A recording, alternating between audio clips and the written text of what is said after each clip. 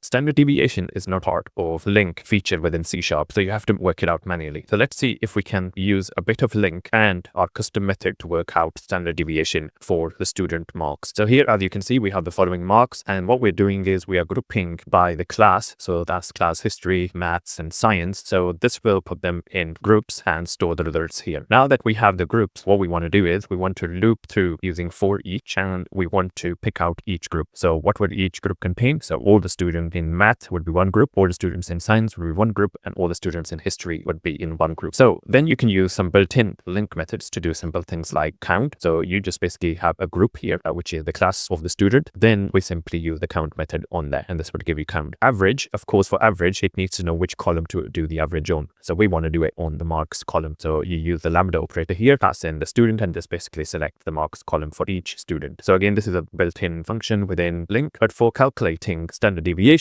there is nothing built in. So we have to write our own custom function to do that. But we pass that custom function to the group because we are looping through the group of students. So all the maths student, all the science and history, they would be passed through to the standard deviation function. And then we simply have a write line to output the variables we have here, which is the count, the average, and the standard deviation. So let's have a look at the standard deviation function. So this gets called as we're looping through this, and you can see what we are taking in is I enumerable students. So we could have used the list here, but you have to use I enumerable student because of the delayed execution. So essentially, it doesn't need to create or allocate memory for the students immediately. It can just do it one by one. So here you can see that. So what we're doing is we are selecting students coming in here, and we are using the select method of LINQ. We're using the marks column. So we're passing each student here and selecting the marks column and converting it to a list. Then we are basically checking how many marks there are. So we're just simply doing a count of the list method. So this is now a list date type over here because we converted it to a list. So we can use the count here, and this is a count property. So we can just use that. And then we're checking if the count is less than 1, then basically early return to 0. We don't need to do rest of this. So otherwise we take the average. So again, we are just using the marks variable here. So the marks variable here is being used here to get the average. And then we're using sum of squares. So again, we're using marks, and what we're doing is for each mark within the list, again, we are using the LINQ here, using this formula over here. And then what we are doing is we are just going to divide the sum of squares variable by count minus 1, and this will give us our standard deviation, which we pass back over here. So this is an example where there is nothing built into the LINQ feature of C#,